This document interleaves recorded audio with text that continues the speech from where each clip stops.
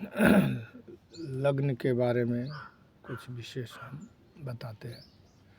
देखिए, कहते हैं लोग ये हम दोनों साथ एक ही समय में जन्म लिए और ये भाई भी है और बहुत कुछ लोग बोलते हैं।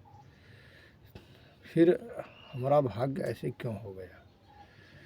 तो भाग्य पूर्व जन्म का उपार्जित जो पाप या पुण्य है, उसी के प्रभाव से और उसी के योग बल से ये वर्तमान जन्म में वो अपने तरफ उसको खींच के ले जाता है, जैसा उसको भाग्य रहता है।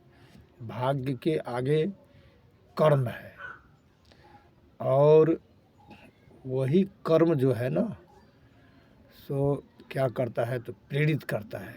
जैसा ग्रह भाग्य के आगे बैठा रहता है या पीछे, उसी तरफ उसको धकेलता है।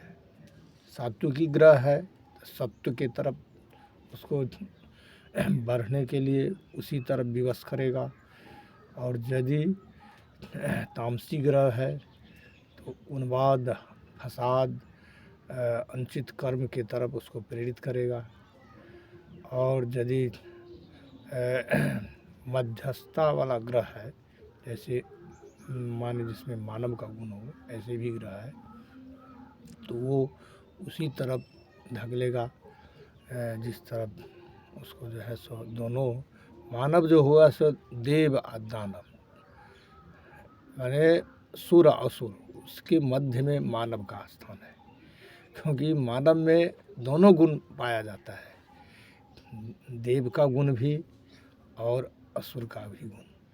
तो जिसमें ज़्यादा है उसी को दुराचारी, अत्याचारी, अधर्मी, कुकर्मी कहते हैं, और जिसको दैवी गुण ज़्यादा है उसी को कहते हैं ये तो ऋषि, महात्मा, पुण्यात्मा है। ऐसा बात नहीं है। जो मानव है सो पाप नहीं करते हैं, पाप करते हैं, ज़रूर करते हैं। योगी, सन्यासी, महात्मा भी पाप करते हैं, लेकिन उसको जैसे सब चीज़ का नाप है संसार में, लेकिन इसका नाप कोई नाप ही नहीं रहा है। ये इसमें कितने प्रतिशत पाप का अंश है, कितने प्रतिशत धर्म का अंश है। तो ज़्यादा धर्म का अंश रहने से वो क्या होता है, तो जो पाप का अंश है वो दबा रहता है, जिसको लोग देख नहीं पाता है। लेकिन वो ईश्वरीय संविधान के अंतर्गत जो दिग्पाल है, नवग्रह है, वो तो देख ही लेता है, कैसे भी छुप के करेगा तो वो देख ही लेता है। तो वो लेकिन नहीं बकसता है यहाँ का लोग जो है, ये तो सब गुण से संपन्न है, लेकिन जो कुछ अवगुण है उसको नहीं देखता है। मान लीजिए 90 गुण है और 10 अवगुण है तो उसको नहीं देखता है। ये पुराण भी कह रहे हैं जो उसको नहीं देखना चाहिए। 90 तो गुण है तो उसको प्रशंसा करना चाहिए, 10 अवगुण है तो उसको नहीं देखना चाहिए। ये पुराणों का है कथन, लेकिन ये वैदिक कथन नहीं है, ये ऋषि का कथन नहीं है। यही नहीं सोचने समझने के कारण लोग आपत्ति विपत्ति से घिर जाते हैं। तो भाग्य पर कभी भी जो है सो अविश्वास नहीं करना चाहिए, कर्म करना चाहिए सुदृढ़, और वो कर्म सात्विकी कर्म हो और सुकृत करना चाहिए, दुष्कृत नहीं। उससे क्या होता है, तो दुष्कृत करेगा, दुष्कर्म के तरफ आगे भागेगा तो क्या होगा, तो उसको अपना आप तो वो नष्ट कर ही देते हैं, और जो उसके वंश में रहते हैं उसको भी नष्ट कर देते हैं। जिसका उदाहरण रावण है, जिसका उदाहरण कंस है, जिसका उदाहरण दुर्योधन है। तो ये उदाहरण काहे नहीं, उस पर काहे नहीं लोग से दर्शन शास्त्र के द्वारा उसको काहे नहीं लोग जो है सो रिसर्च करते हैं, जे क्यों, किस गुण के कारण जो उसको वो नष्ट हो गए, ये भी तो उसको देखना चाहिए। तब जो है सो उसको ज्ञान मिलता है। उदाहरण तो देना ही पड़ता है, उदाहरण के बिना ज्ञान नहीं होता है। वही उदाहरण तो पुराणों में वर्णित है।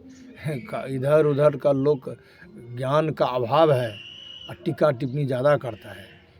जहाँ तक कि यहाँ प्रवक्ता सब भी है तो उसको ज्ञान का बहुत को अभाव है, लेकिन अपने आप को बड़े डिंग हाँकते हैं जो हम ये है वो है।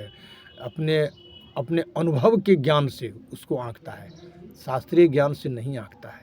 शास्त्रीय ज्ञान से आँक करके देखो जो वो तुम्हें ये साबित होगा जो नहीं हम झूठ बोल रहे हैं। लेकिन झूठ का प्रायश्चित तुम धन कमाने के लिए तो झूठ बोल देते हो, लेकिन इसका परिणाम आगे क्या होगा वो नहीं समझ रहे हो, उसका परिणाम क्या होगा।